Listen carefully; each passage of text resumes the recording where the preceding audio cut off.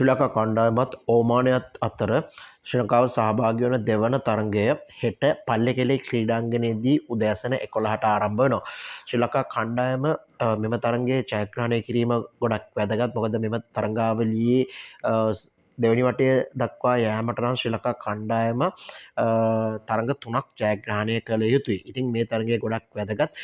බොහෝ දුරට පල්ලේකැලේ ක්‍රීඩාංගණයේ උදෑසන තරඟයක් විදියට තරඟය පැවැත්වෙන්නේ උදෑසන මුලින්ම පන්දු යවන කණ්ඩායමට යම්කිසි වාසියක් අත් වෙන්න ඉඩ තියෙනවා. මොකද ඒ පිච් එක වහලා තියෙන්නේ, ඒකේ තියෙන තෙතමනයත් එක්ක වේග පන්දු යවන්නන්ට යම්කිසි වාසියක් ලැබෙන්න ඉඩකඩ තිබෙනවා. ඉතින් ඒකත් එක්ක ශ්‍රී ලංකා කණ්ඩායම ටොස් එක දින්නොත් අනිවාර්යෙන්ම මුලින් බෝල් කරලා දෙවෙනියට බැට් කරන්න ඕනේ. ඒකේ තවත් අපි වැදගත් කාරණාවක් කතා කරමු. ඒකෙදී නෙට් රන් රේට් එක පාකිස්තානය ඕමාන් එක්ක තිබ්බ මැච් එකේ ඔවුන් හොඳින් නෙට් රන් රේට් එක අප් කරගත්තා. මොකද ලකුණු 100 ගානකට 104කට 5කට වගේ ඕමාන් කණ්ඩායම දවාගෙන ඔවුන් පන්දු වාර 13කදී වගේ එම ලකුණු සංඛ්‍යාව හඹාගෙන ගිහිල්ලා ජයග්‍රහණය කර ඔවුන්ගේ නෙට් රන් රේට් එක හොඳ තැනක තියෙන. ඉතින් ඒකත් එක්ක ශ්‍රී ලංකා කණ්ඩායමත් ඕමානය ඉක්මනින් දවාගෙන අඩු පන්දු වාර සංඛ්‍යාවකින් එම ඉලක්කය සපුරාගෙන ඒ නෙට් රන් රේට් එකත් උඩ තියාගන්න එක වටිනවා මේ වගේ තරඟාවලියකදී.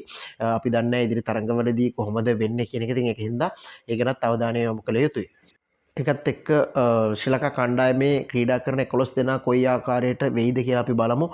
පැතුම් නිස්සංක අනිවාර්යෙන් ක්‍රීඩා කරනවා. කුසල් ජනිත්ට හෙට අවස්ථාවක් අනිවාර්යයෙන්ම දෙන්න ඕනේ. මොකද කමිල් මිෂාර දිගින් දිගටම අසාර්ථක වෙනවා. ඉතින් ඒ වගේ වෙලාවට හුව පොඩ්ඩක් බ්‍රේක් එකක් දීලා කුසල් ජනිත් කියන්නේ වර්ල්ඩ් ක්ලාස් ප්ලේයර් කෙනෙක්. ඉතින් එයාට chance එකක් දුන්නා නම් ඕපන් ඇවිල්ලා ඒ 30 yards එක ක්ලියර් කරලා පැතුම්ට වුණත් අනවශ්‍ය පීඩනයක් එන්නේ නැති විදියට ක්වික් ඉනිං එකක් ගහන්න chance එක අපිට දෙන්න පුළුවන් නම් සමාවෙන් කුසල්ට.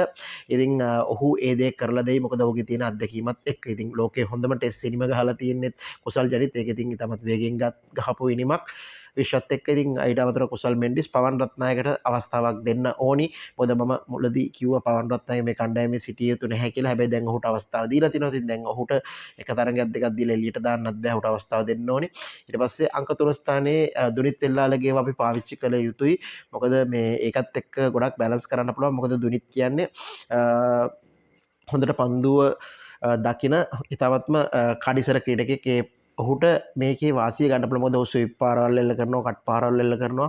නිතරම ඔහුත් එක්ක ලකුණු තියෙනවා. මැද ඕවර්ස් වල තියෙන ප්‍රෙෂර් එක අඩු කරගන්න පුළුවන් අපිට දුනිත් මාර්ගේ. කමිදු මෙන්ඩිස් අංක 6 ස්ථානයේ ඔහු තමත් හොඳින් ක්‍රීඩා කළ පසුගිය තරඟයේ දසුන් ශානක අංක 7 ස්ථානයේ දුෂාන් හේමන්තට වනිදුගේ රිප්ලේස්මන්ට් එක විදිහට අනිවාර්යෙන් අවස්ථාව ලැබෙන්න ඕනි.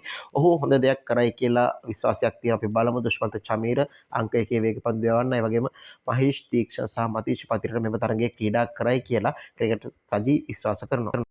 මේ තරඟයට අන්තර්ජාතික කාලගුණ නිවේදන අනුව වර්ෂාවෙන් බාධා වෙයි කියලා තමයි අපිට දැනගන්න ලැබෙන්නේ. ඉතින් අපි එහෙම වෙන්නේ නැතුව සම්පූර්ණ තරඟයම පවත්වන්න පුරුවන් නම් ශ්‍රී ලංකා කණ්ඩායමට ලොකු වාසියක්. ඉතින් අපි හිතමු ශ්‍රී ලංකා කණ්ඩායමට ඒ වාසිය ගන්න පුළුවන් වෙන විදිහට සම්පූර්ණ තරඟයම පවත්වන්න පුළුවන් වෙන්න කියලා කාලගුණයෙන් බාධාවක් නොවි. යම් යම් අවස්ථාවල වර්ෂාවෙන් බාධා වෙන බවක් තමයි අපිට ලැබෙන ආරංචි මාර්ග වලින් දැනගන්න තියෙන්නේ. ඉතින් ඔයගොල්ලන් මේ තරඟයත් එක්ක හෙට උදෑසන 11ට මතක තියාගෙන උදෑසන 11ට තමයි තරඟය තියෙන්නේ. ඉතින් මාරු කරගන්න එපා. අපි බලමු ඉතින් ශ්‍රී ලංකා කණ්ඩායමට තවත් ජයග්‍රහණයක් ලබාගෙන මෙම තරඟාවලියේ ඉදිරියට යන්න ශක්තිය ධෛර්යය ලැබෙන්න කියලා ක්‍රිකට් සජි ප්‍රාර්ථනා කරනවා. මගේ channel එක subscribe කරලා නැත්නම් subscribe කරන්න. ඔබේ වටිනා අදහස කමෙන්ට් එකක් දාන්න.